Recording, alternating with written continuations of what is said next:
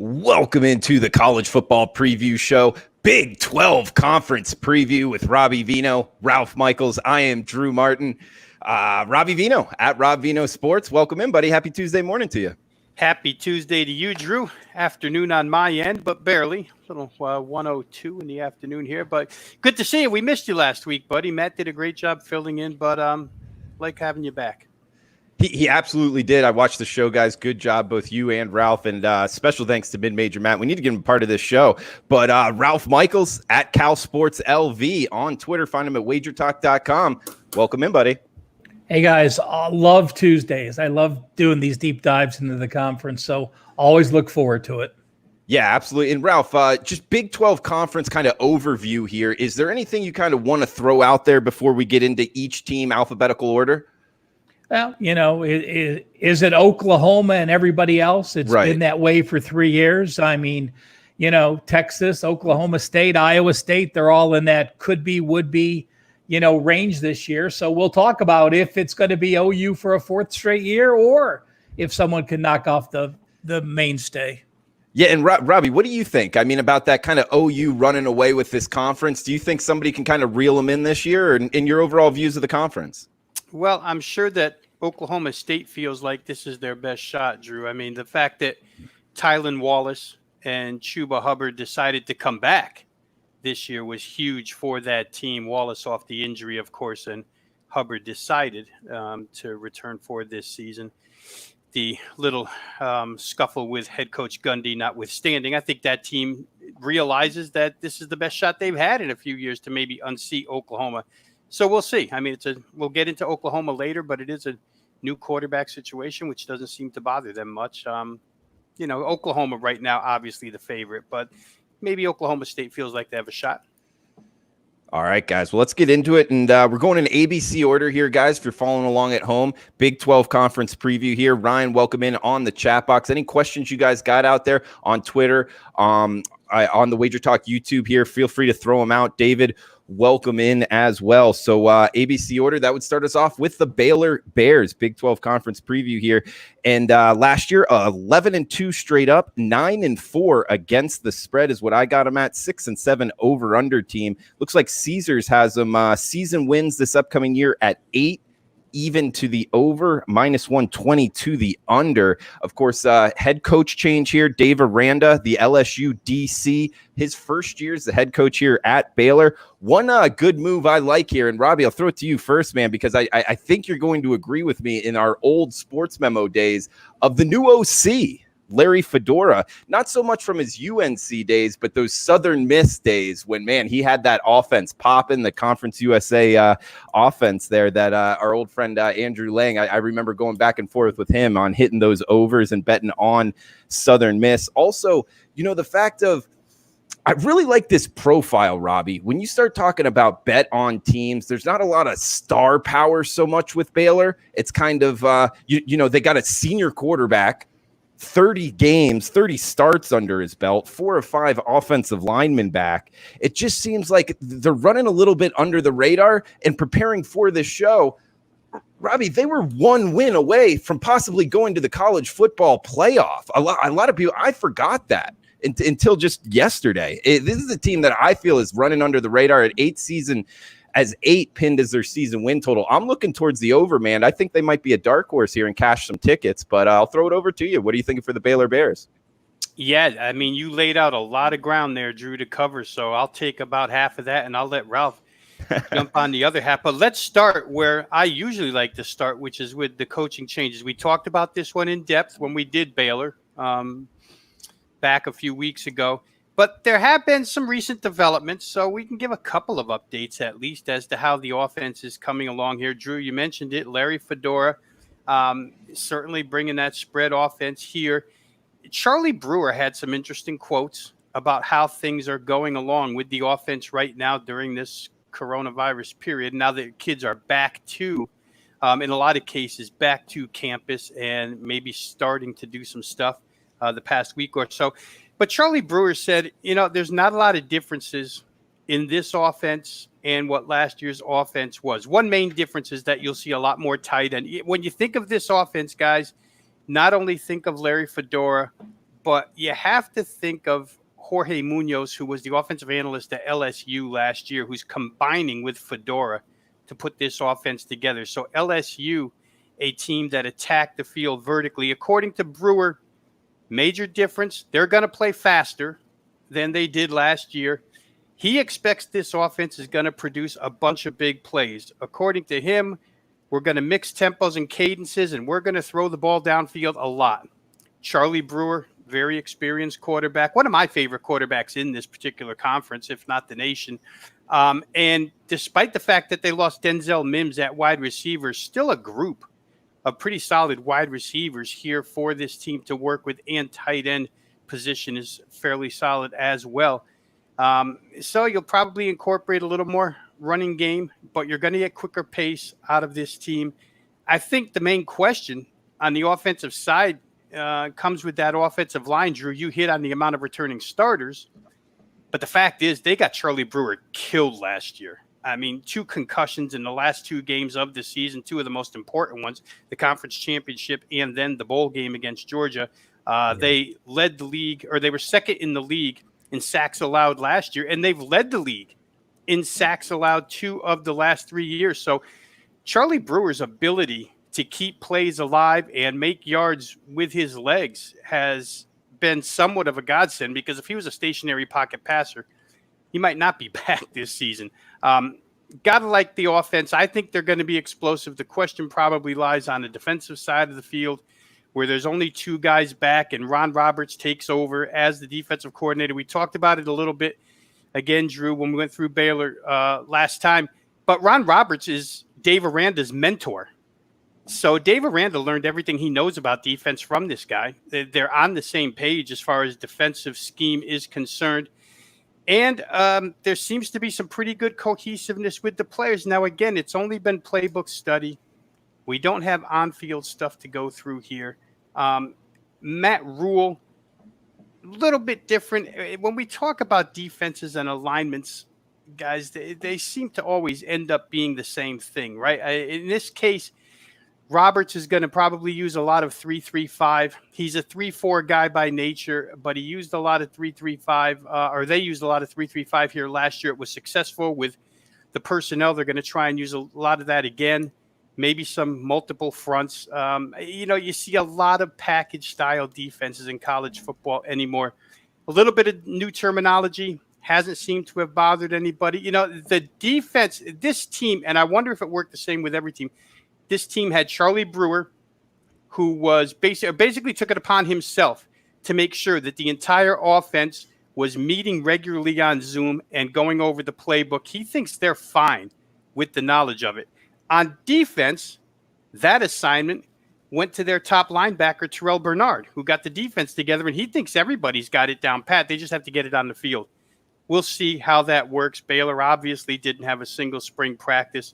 I want to talk real quick here before I give it back to Ralph about what you said, Drew. They're involved in 3 overtime games last year. I got a couple of quick notes here from Baylor's schedule last season. They end up 6-8 over the total. For those of you guys out there watching that bet totals, this team ended up 6-8, but could have easily been 4-10 if not for a double overtime game against Texas Tech, where they wound up scoring 33 points in the last minutes, 37 and overtime, and a game against TCU that was tied 9-9 at the end of regulation, and they wound up scoring 34 points in OT. Those led to a couple of overs. I don't think they're going to need that particular crutch this year to get themselves over the total. I think the offense will be good. Defense a little bit in question in my mind. So without going through season win total of 8, I just don't have a solid opinion on that, although I would lean under. I think that they're going to be an over team. In the Big 12, guys, you pretty much rotate because you play 9 conference games. You'll play 4 at home one year, 5 at home the next year. For Baylor, it does work against them this year. They had 5 home games last year inside the conference. They'll only have 4 this year.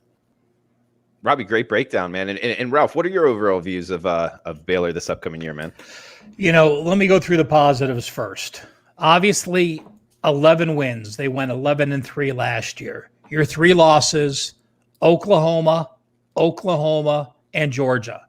So all 3 losses are the top 6 AP teams. Nothing wrong with that.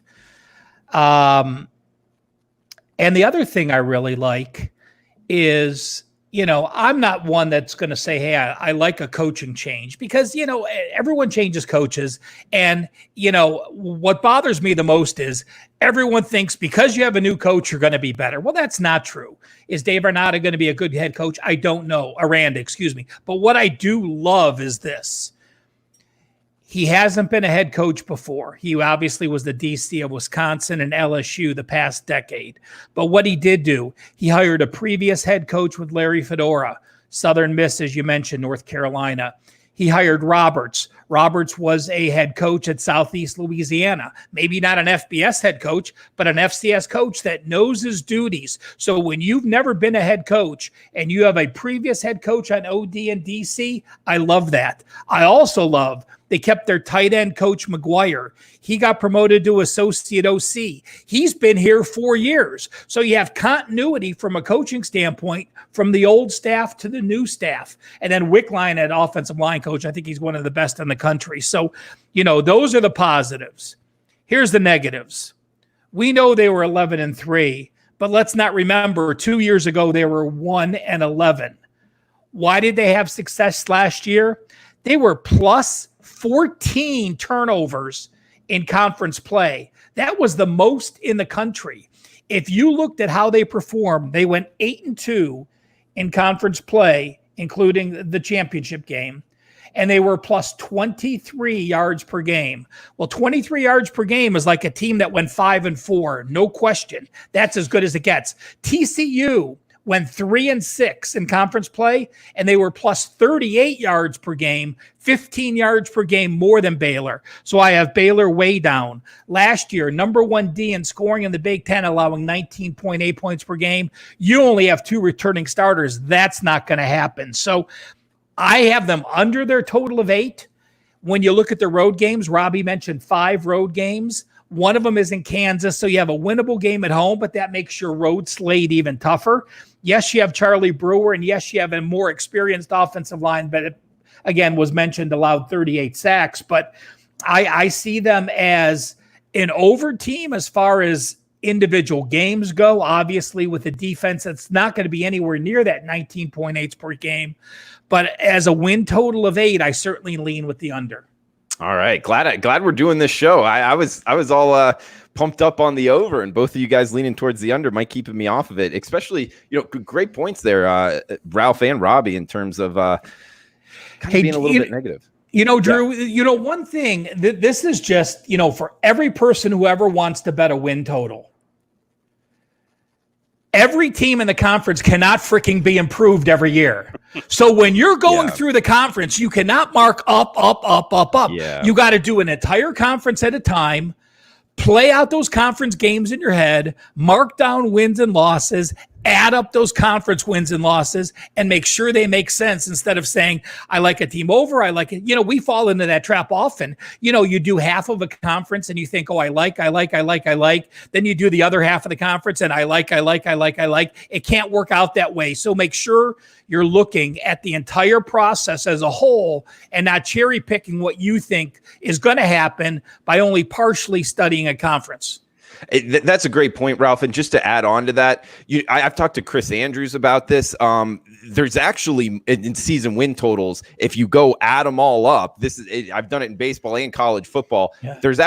There's more wins in the season win totals than there's actual possible wins in the regular season. At least 10%. Even in the NFL, there was 8% more wins. Now, the juice has something to do with that. So, if you have the juice and you're minus 150, that would count as a half a win, depending on how they want to put it. And some of them want even half wins instead of pushes, so they make them a half and add the juice. So some of that I understand, but again, they know the majority of bets, there's no question, are on overs. Now, the money may make a difference because astute bettors are betting more on teams that they might under, but no question, they're always slanted towards the overs. And is that enough for you, talking to sports bettors out there, to say your first look needs to be towards the under? I look to see what the value is on what each casino is going to put out a different number. And if a casino is just slanting some numbers, I try not to be one-sided. Yes, I think there's more value on the unders, but it just depends on each situation and each team that I'm going through. If, I don't care. I don't care how much it's slanted to the over. If a season win total is 6 and I think they're going to win 4.2 games, then that's where I'm taking the value. All right, guys. And if you're liking the content, please give us the thumbs up, the like button. That does help us out. We're doing this each and every Tuesday, same time, same place, right here on the WagerTalk YouTube channel. Ryan, welcome in. AJS as well. Jake, welcome in. He likes Texas to win the conference this year. Guys, next team up, Iowa State, the Cyclones, 7-5 last year straight up. I got them at 5-7. They're against the spread number, over under a 5-7 team, trending towards the under as well. Ralph, Iowa State season win total pinned at 8. I got a -125 towards the over. These are, I'm quoting Caesars numbers here in Las Vegas. So another season win total at 8, a little bit of juice towards the over. And Iowa State, of course, another good head coach here. But Brock Purdy, quarterback, we just talked about a senior quarterback with Baylor, not a senior, but still Brock Purdy, talk about talent. He might be taking snaps on Sunday, Ralph. What are you thinking here for the Cyclones? Yeah, obviously we're talking about 5 of the 10 Big Ten teams this year. And, let me jump back and, anytime you're watching us between Rob and I, we talk about those spring practices.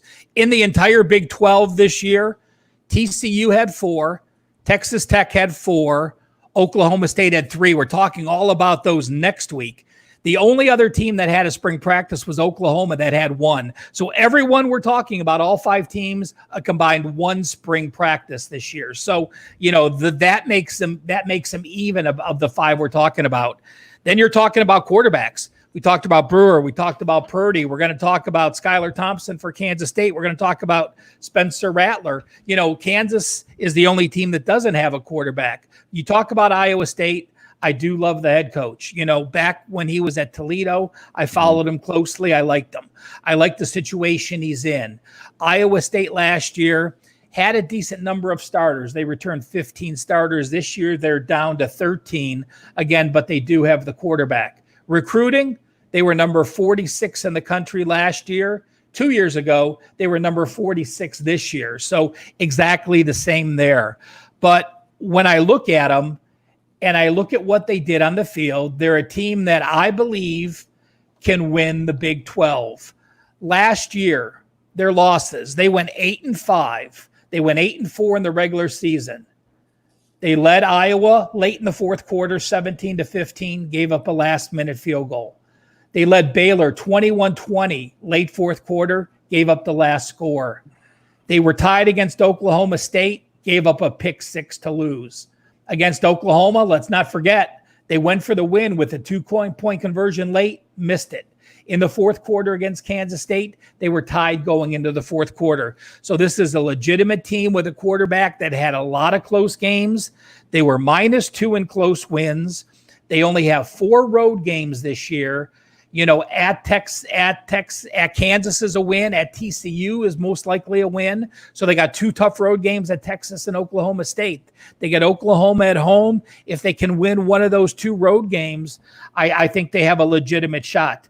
They will have the best D in the conference, no question. They have 8 returning starters. Their defense is set up with experienced quality players on each unit. They may very well have the best set of defensive linemen in the Big 12. They may very well have the best set of linebackers in the Big 12.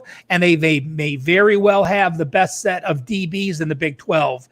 Add in a tight end that's going to play in the NFL next year, maybe 2 tight ends that like Iowa did a couple years ago that go to the tight end.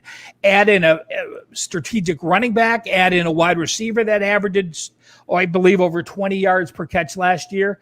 It's got the whole package for me. I am an Iowa State believer. I am going to take them. I have not finished doing Texas yet. So, I agree Texas is going to be greatly improved. I believe Texas is a team that can challenge as well.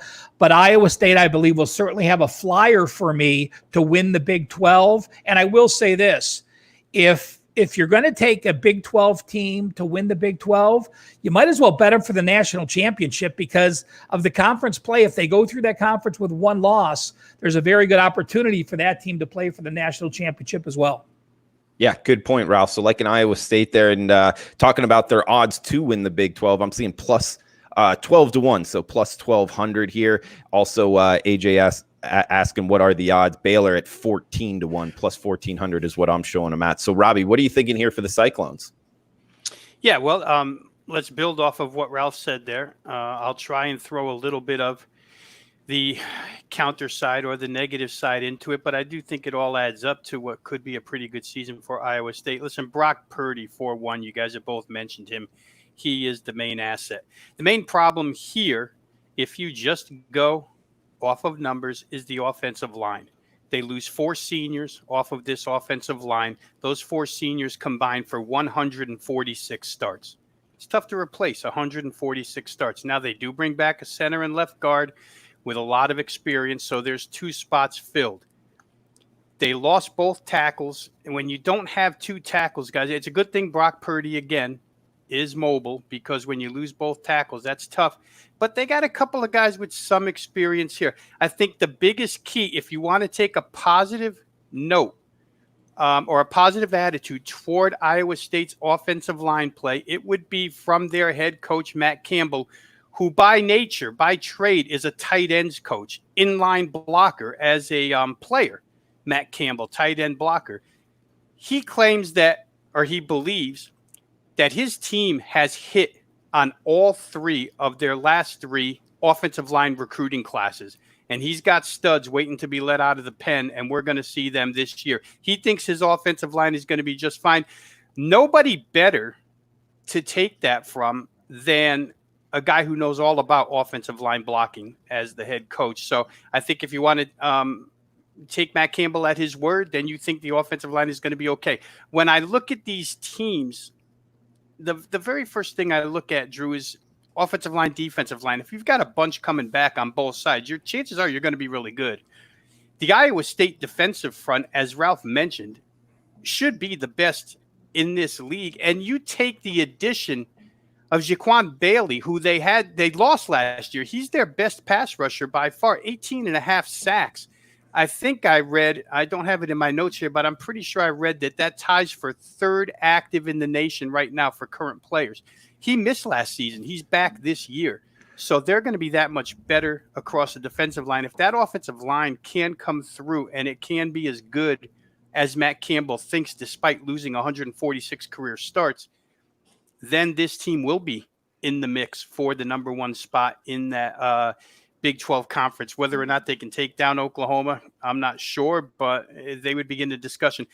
Let's look at what happened to this team last year down the stretch, just from a game-by-game situation. They go 1-5 against the spread last 6 games of the year. That's after a 5-2 ATS start to the season. So why did they sag? Why did they only go 1-5 against the spread? I think some of it has to do with, after this many years of Iowa State being good, odds makers have padded Iowa State a little bit. Some value that used to exist with this team doesn't exist anymore. But more specifically, this defense allowed 26 points or less in their first 7 games. In their next 6, the 6 that closed the season, they allowed 27 or more 5 times. So the defense kind of wilted. It didn't help them covering numbers. Like I say, they go 1-5 against the spread down the stretch. But I think the regroup, the bunch of returning starters on the defensive side, and for me, the main question, as I say, is the offensive line. I'll throw one more out there. I fully believe that in college football nowadays, you have to have more than 1 target at wide receiver. I mean, in my mind, you need 2 good ones, possibly 3. I think the NFL, you need 3 more than you do college. But I don't see 2 really solid targets here at Iowa State yet from a wide receiver perspective. The running back position is great. The tight end position is great if the offensive line comes through. So there are some questions there. But, hey, Iowa State, I think, what'd you say, Drew? Their season over-under win total is less than Baylor's, correct? It's the same as Baylor's and a little bit more juice towards the over. Yeah. So, I mean, their non-conference is easy. You may have a chance to go 3-0 non-conference because you have Iowa mixed in there. But, for Iowa State. And last thing here, I'm just going to go back to our general discussion about over-under win totals when Ralph was pointing out the very obvious that everybody cannot be better every single year. I think what throws a lot of people into the over mix is that when we go through these, and we do it every week, guys, you go down a schedule and you list 3 or 4 50-50 games. Yeah. So if you apply 50-50 games as wins to everybody who has a chance to win them, of course you're going to come up with a lot of overs. Somebody wins them, somebody doesn't. Baylor happened to be really good at that last year, winning games by 8 points or less. So we'll see if the tables don't turn this year. But for Iowa State, give me a really good offensive line. I think they're right there. Drew, one last note on Iowa State. They host Oklahoma on October 17th. My power rating numbers have them as a 7.3 dog. So I also have them as a 7-point dog at Oklahoma State. So even though I'm high on the team and I like them, I'm still realistic when I'm putting my numbers into the computer with the power rating numbers. And so you would have them going 10-2? I actually, they're actually going to be a 10-point dog at Texas as well. I said for them to have a long shot, they're going to have to beat Oklahoma State or Texas on the road, which means pooling an outright upset as a dog of 7 or more, which isn't easy. On the road, just FYI, if you're a dog of 7 points, your win percentage over the history of the NCAA in the last 15 years, which is what I base it on, is 32%. So, if you have 3 of those games, you expect to win 1. I'm expecting them to win 1 out of 2, but you are going to be a dog. Again, I'm realistic with my numbers and I'm high on them, but they're still going to be a dog of a touchdown or more 3 times this year. All right. And speaking of dogs, we got Cereal Dog in the chat box saying greetings from Kansas. Well, Cereal Dog, we're heading there next with the Kansas Jayhawks. 3-9 straight up last year. ATS, I got them at 5-7. That's against the spread if you were betting them each and every game. And over under 7-5. Small trenders there towards the over. Just pinned Caesars here in Vegas. Their season win totals 3.5, even towards the over, -120 towards the under is what I'm seeing at Caesars here in Vegas. So Ralph, if you're and guys, if you're not following Ralph on Twitter, you need to, at CalSportsLV. He tweeted out some really good stats on Kansas this morning. So Ralph, I'll throw it over to you, man. You seem to know the Jayhawks pretty well. Well, again, I was just doing research for this show, and I saw how many Big 12 games they won. Remember, this team hasn't won over 3 games since 2009. So you're talking a decade of not winning more than 3 games. So then I looked at how many Big 12 wins, and you could count them on one hand. And then I looked at how many legitimate Big 12 wins. What do I consider a legitimate win? It's a game that you had the yardage edge and you won the game. You weren't +4 turnovers. Nothing fluky happened. So since 2009, that season that they won 5 games, they only have won 2 games in the Big 12 where they had a yardage edge. Now, the positive is this. One of those was last year. So in the previous 10 years, they won 1. We can now say that Les Miles has them at 2. So they are exploding onto the scene. What can you say? They're going to be better, but their schedule is just brutal. I have Kansas as a small favorite in 1 game. That game would be New Hampshire in the opener. I figure they're going to be laying about 8.5 points to an FCS team in the opener. I have them as a double-digit dog in 9 games. So let's write off those 9 games. They're not going to win as a double-digit dog. That gives them a total of 3 games to be a small favorite, between the 3s, or a single-digit dog. And you're talking about a conference where you don't have a quarterback. You're the only one out of the 5 that doesn't have a quarterback. You're talking about a team that, last year, despite playing a little better, still had horrendous numbers as far as yards per game go. They were minus 114 yards per game in conference play. It's just, they did this. They did try to slow the pace. Les Miles is at least smart enough to say this, guys. We are outmatched in the Big 12. If we can keep the opponent's offenses off the field, let's try to do that. And that's exactly what they did. They averaged 64 plays per game. That was like number 10 as far as plays per game concerned. By the way, Georgia Tech was number 1 slowest paced at 59 points per game. So they try to slow the pace.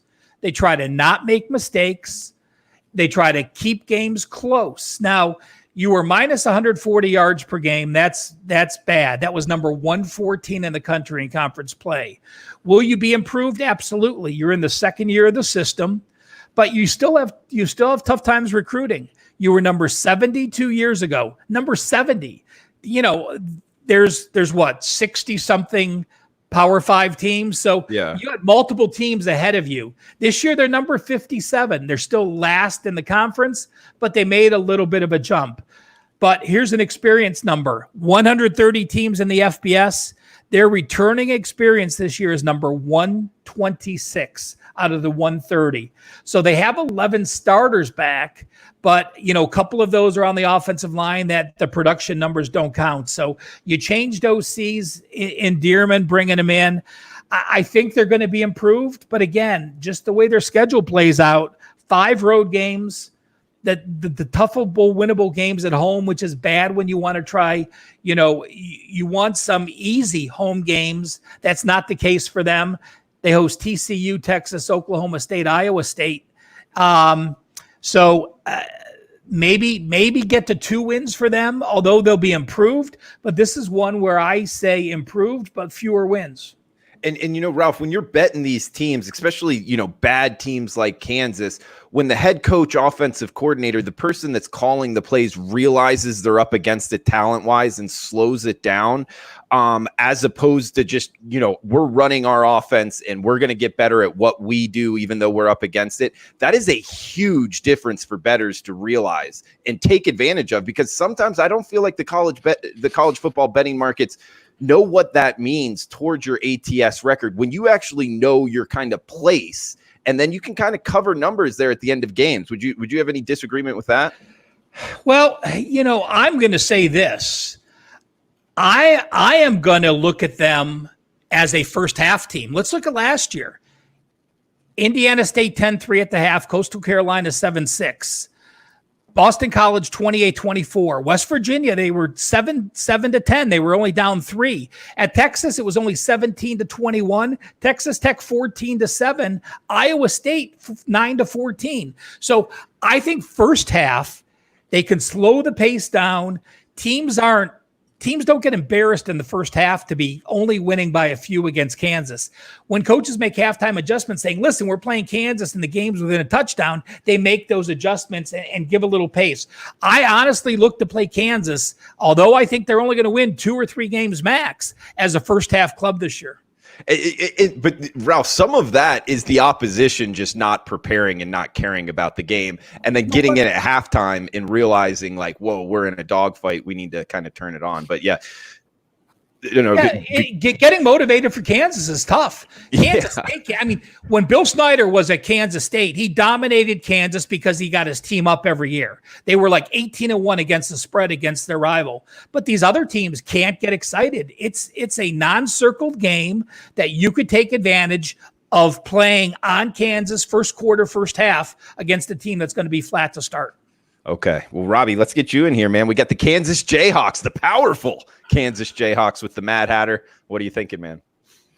All right. Well, I'm going to start here because you guys are leading into something that I had notes for here, and that is the difference in Kansas's play calling between the first 6 games of last year and the final 6 games of the year. When they fired Les Koning and put Brett Dearman in charge. Brett Dearman, guys, just to go back, is a guy who came from Bethel College in Kentucky and had the top offense in the nation for his division, 55 points, over 500 yards. And last year, he wasn't brought in just to be some assistant. He was given a lot of leeway with the game plan and other things, especially where the passing game is concerned. However, Les Koning, a little bit more old-fashioned. I'm going to give you some numbers. First 6 games last year for the Kansas Jayhawks, their total plays on average were 69.8, just a shade under 70. Or excuse me, that's for the season.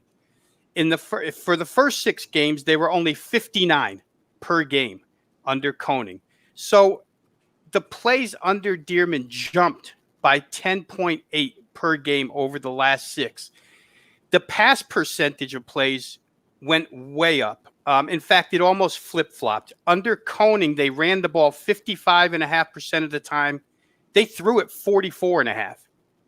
Under Dearman, they only ran it 44.5% and passed it 56.5%. Now, we could say, second half, Rob, Kansas is behind. They throw the ball a lot more. And that would have worked in the case of Les Koenig too. But the fact is, and Ralph just laid out some of these, in their final 6 games, Kansas was within 5 points at halftime. So they were not blown out, coming out second half, just freewheeling and throwing. This is this guy's nature. He's going to throw the football more. They're going to run more plays under him. That's his system. It's the equivalent, if we just base it off of last year, to 11 plays extra per game that Kansas will run. The offense will change. The total yards under Dearman, last 6 per game, were 400 a pop. Under Les Koenig, it was 354. So they gained 46 extra yards per game. Scheduling-wise, guys, I went through that.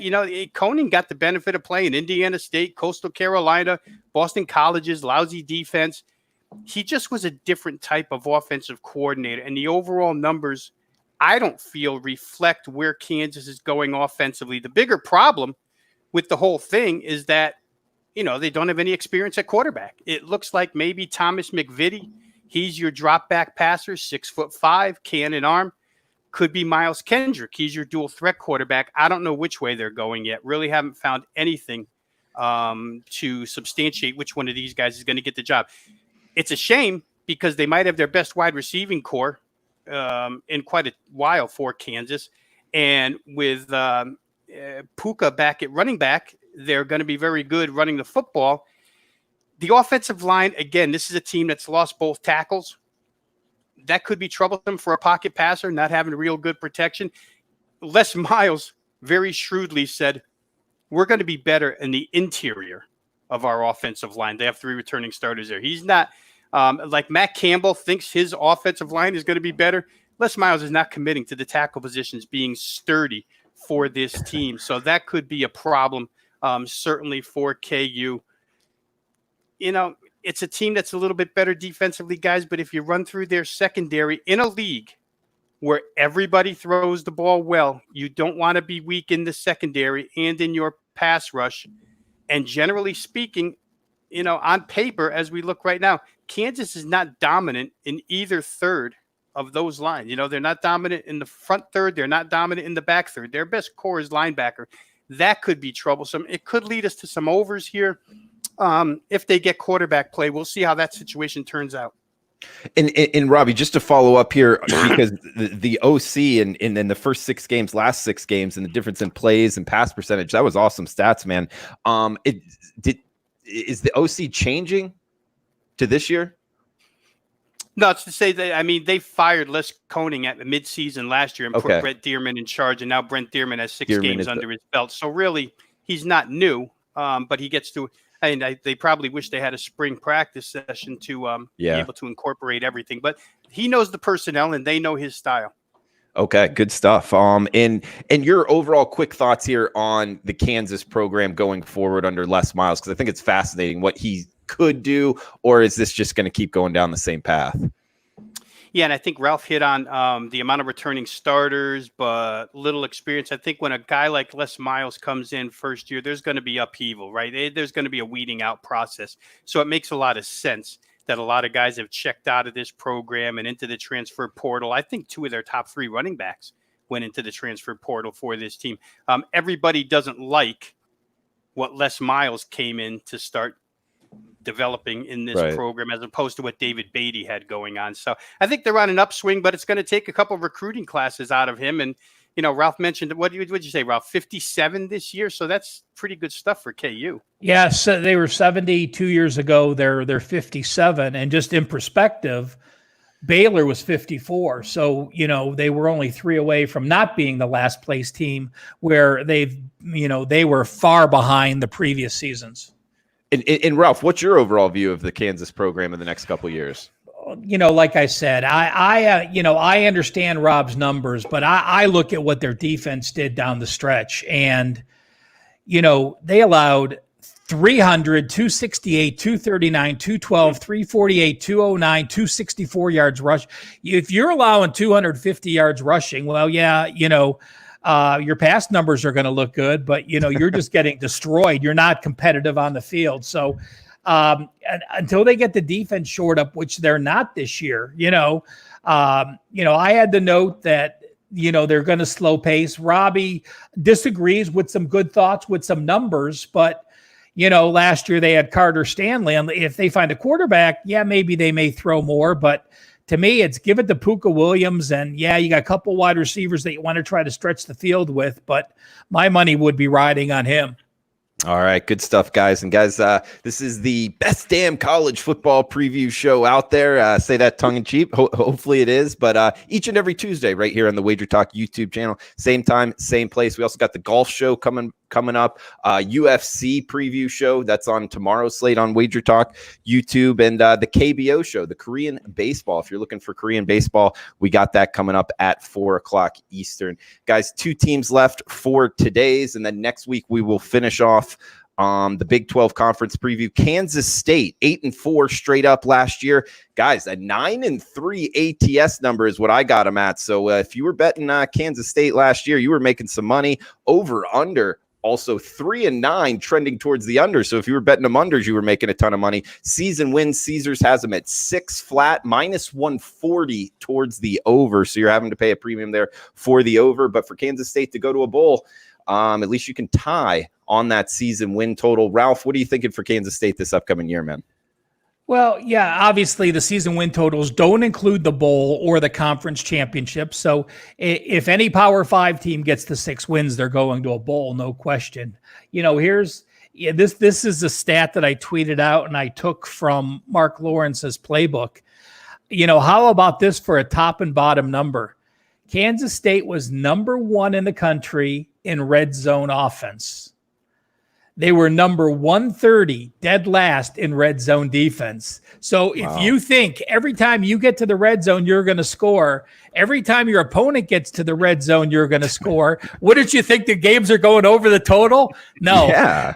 They just slow it down. They play between the 20s. They were 3-9 over under last year. So, those are one of those numbers that if I told you those numbers before the season, you'd be betting Kansas State over and over. And, it's something that is just one of those anomalies that you have to look at. Now, Kansas State had 15 returning starters last year. They were a very experienced team. Their recruiting class wasn't good at 63. And this year, they only have 9 returning starters, the fewest in college football. They do have a quarterback back. They are in the second year of a system, but you look at Kansas State's numbers, and again, there are no more misleading numbers than the Big 12 conference numbers. I told you that Baylor was 8-2 at plus 23 yards per game. I told you TCU was 3-6 plus 38 yards per game. Kansas State was 5-4 minus 52 yards per game. They got outgained by 52 yards in every conference game, yet they managed to go 5-4 in conference play, when in reality, Texas Tech was 2-7. They were minus 75 yards per game. Kansas State statistically was much closer to a 2-7 team than they were 5-4. Add in the 9 returning starters, add in the couple close wins that they had, add in that, you're the only team, I could only go back 3 years and find this. Not only do you not return, you have 0 returning offensive linemen. You don't return an offensive lineman that made a start in college football. Ooh. That's incredible. You did sign one JUCO, so he did make some starts last year, but you are talking about the least inexperienced line in college football in at least the last 3 years. Probably in the last, 5 or 10 years. I'm sure there's some team that lost every offensive lineman, but there is no way in hell I'm backing a team that has no offensive linemen, 9 returning starters, was minus 51 yards per game in conference play. Let me look at what I have them stat-wise. Schedule-wise, you do play a very weak schedule. You have 5 road games, which is a negative, but you have 4 games that you are a double-digit favorite because of your non-conference schedule in Kansas, 1 that you're a small favorite, and then you're a dog of 3 or more in 6 of those games. So, 6 is a fair number because I have 5 winnables, 1 toss-up, and maybe some that you're going to win. But I would have to lean with the under just because there's a couple other teams I like in the conference, and Kansas State has to play those games on the road. 0 offensive linemen on the roster that have made a college football start. Great stat there, Ralph. That is a crazy one. I've never heard of that, and I've been doing this professionally for 6 years now. But Robbie Veno, what do you think of for Kansas State, buddy?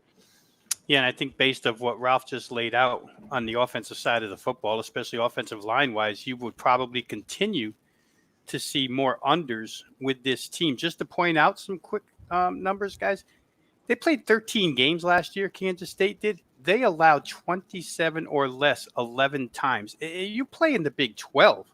Those types of numbers are unheard of. You're giving up 30 or more quite a bit if you live in the Big 12. K-State, 27 or less 11 times. It speaks more to pace, in my estimation, rather than defensive dominance. They have a new defensive coordinator, so I'm going to shift to that side of the ball for a second here, guys. Joe Klanderman comes in. He was the safeties coach. He gets promoted. He comes in with this idea, taking over here for Scotty Hazelton. There's not a difference schematically and alignment-wise between these two guys, but there's a huge difference philosophically. Scotty Hazelton, and we talked about him earlier in these shows with Michigan State.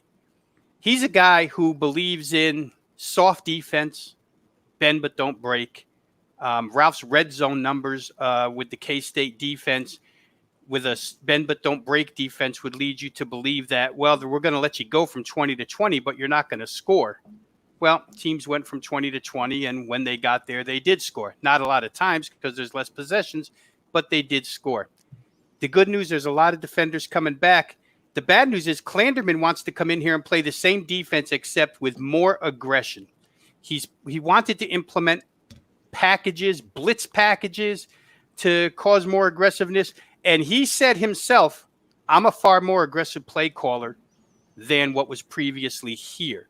So you've got a guy who wants to try to make a few things happen rather than monotonously let teams go down the field on him and, when they get their score. Problem is K-State didn't have a spring practice. He didn't get to implement anything. And because of that, he said that he's going to have to tone down his package. He said, I'm going to have to institute these changes incrementally, very slowly. We're going to be more like we were last year than what I want us to be in the future. So, again, the shutdown strikes and probably hurts K-State because with the returning talent that they have, if you add an aggressive nature from your defensive play caller and package-wise, you add aggressiveness. K-State may have been better this year than they were last year, far better. They may even be better just based on experience, but they would have been extremely better. I think in that situation, we won't get to see that until maybe mid-season or late in the season. Maybe they improve. But again, if the defense can hold people down and the offensive line can't protect, you're looking at games that are going to stay under the total. Remember that this head coach, Chris Kleiman, comes straight from North Dakota State, straight from Craig Bowl, where the game plans offensively are very traditional. Run the football, block and tackle. They're not too worried about pace. They're not worried about pace at Wyoming since Craig Bowl got there. They're not worried about fast pace here offensively at K-State. I don't see them doing that well, guys. I wish that Klanderman had some time to implement his defensive stuff because I think that they could have forced extra turnovers that could have led to points and helped the offense. I don't know if that's coming right now the way it is. Good stuff, Robbie. Guys, we got Kansas State Wildcats at 25-1 plus 2,500 to win the Big 12. And I also missed Kansas Jayhawks. If you're looking to take a big flyer here, guys, 250 to 1. Yeah, 250 to 1 to win the Big 12 plus a lot there. So, guys, we got one team left here in the Big 12. That is the Oklahoma Sooners. We also got a hard out in 8 minutes. Just a heads up there. So the Oklahoma Sooners straight up 12-1 last year. ATS 5-8. Regular season stats, obviously, plus the championship game. Over under 5-8. Small trenders there towards the under. Caesars has the Sooners at 10 wins, minus 200 towards the under. I don't like when sports books do that. You touched on it, Ralph. I just think it makes it really tough to bet when they put the juice like that. So I did do some more research, and DraftKings has them at 10.5, minus 137 towards the under. But Robbie, throw it over to you, man. We got the Oklahoma Sooners talking about, if you would rather bet them futures, minus 110 to win the Big 12 is what I'm seeing them at. So you can pick Oklahoma or the field to win the Big 12. But what do you think for the Sooners this upcoming year? Yeah, I'll talk very little on Oklahoma because I think what we say most people would already know. I'll let Ralph handle the majority of this. But, there's continuity in the coaching staff, right? Lincoln Riley returns once again. Bedenbaugh, his offensive coordinator again. And Alex Grinch made some real improvement to the defense, not necessarily shown in overall numbers, but I think in spurts it was shown. I think the defense will get even better. Good news for Oklahoma. 5 returning offensive linemen. That entire offensive line returns, which will help Spencer Rattler out extremely. This almost looks at this point, Drew, as a plug-and-play system, much like where Lincoln Riley originated from, which is Texas Tech, where it was just put a new quarterback in, plug and play, and our offense goes off. He did the same thing at East Carolina. He's doing the same thing here. So I'm not going to downgrade Oklahoma because Jalen Hurts is gone and Spencer Rattler's in. We'll see how he does. But certainly with the offensive line being in as great a shape as it is, with the skill position talent at OU always as good as it is, the running game in this case maybe even better than the passing game this season, they'll be fine there. On the defensive side, again, I put a little faith in Alex Grinch to get them to where they need to be. They're a couple steps behind the Georgias and the Alabamas and the LSUs of the world, guys. But certainly a couple of years back in that Sugar Bowl against Georgia, they showed that they almost had enough defense to win a game and go to the college football titles game. So I think they're probably a hair bit better than they were last year, other than the quarterback spot, which is yet to be determined. I think they're the favorite to win the conference. There's a couple of strong challenges here, teams that are better, Oklahoma State and Texas. But for right now, Oklahoma, probably the best team in the league. They got a tough non-conference with Tennessee, but it does happen in Norman. And, of course, they always have the neutral Cotton Bowl against Texas, which makes Oklahoma's conference schedule every year 4 home, 4 road, 1 neutral. Right, the Red River shootout, or excuse me, Red River rivalry. Ralph, what are you thinking here for Oklahoma, man? I was pretty high on Iowa State, but I will say this. There is value betting Oklahoma to win the Big 12 minus 110. No question. I mean, you look at their schedule. I have them as a favorite in every game, a double-digit favorite in 9 games. At least 3 games are not a double-digit favorite. The line's 4.8, 7.1, 7.3. You have the number 52 schedule, by far the weakest schedule we've talked about. You have 16 returning starters, the second most in college football. And let's say you lose a game in conference play. Is Lincoln Riley going to lose to that team twice in the conference championship? No way. I think minus 110, there's value. Again, not that I'm not taking a flyer. 16 returning starters, for those that don't know. Why don't they have a transfer after having Baker Mayfield, Kyler Murray, and Jalen Hurts? Well, 3 years ago, Trevor Lawrence was the number 1 quarterback out of high school. 2 years ago, it was Spencer Rattler. He was able to redshirt last year, got in 3 games. They knew they were going to redshirt him, just played to give him some experience. So when you have a quarterback that's young and you redshirted last year, that's totally different than being a freshman quarterback without spring practices this year. You already knew the system. You worked on the system again all this year. So to me, no question. 4 road games, as he mentioned, favored in every game by 5 or more, double-digit favorite in 9. And again, you were so dominant last year. You were plus 193 yards per game in Big 12 play. That was number 3 in the entire country. I just don't see anyone competing with them. My power ratings say no one compete with them. And, I have faith that Lincoln Riley is a quarterback whisperer. And I guess if you have the number 1 recruit out of high school, that's not a bad person to do it with 8 offensive restarters, around you. Yeah, I second that, Ralph. I mean, the difference between a redshirt freshman and a true freshman is astronomical, at least in my betting numbers. So, guys, that does it for the first 5 teams in the Big 12. Please smash the like button. It does help us out. But Robbie Veno on Twitter at Rob Veno Sports. Any kind of closing words here, Robbie, before we shut this down? No, we'll go quick. Another good show, guys. Obviously, trying to give the folks out there the best information we can at this point in time without seeing any real practices. But certainly a deep dive, nonetheless, into the first half of the Big 12. We'll come back with the second half next week. All right. And Ralph Michaels at Cal Sports LV at WagerTalk.com. And guys, also remember to check out WagerTalk and Sports Memo $2 Tuesday. Ralph, any closing words here? Nope, like I said, there's, a couple good teams we're talking about. I think, 4 teams at the top: Oklahoma, Iowa State, Texas, Oklahoma State. We'll talk about those 2 next week. Yeah, next week, guys, Tuesday, 10 a.m. Pacific time. Come back and join us. We will finish off the Big 12 Conference. For Ralph Michaels, Rob Veno, I am Drew Martin. Guys, remember to wash your hands. Be safe. Best of luck with your bets. We'll see you next Tuesday.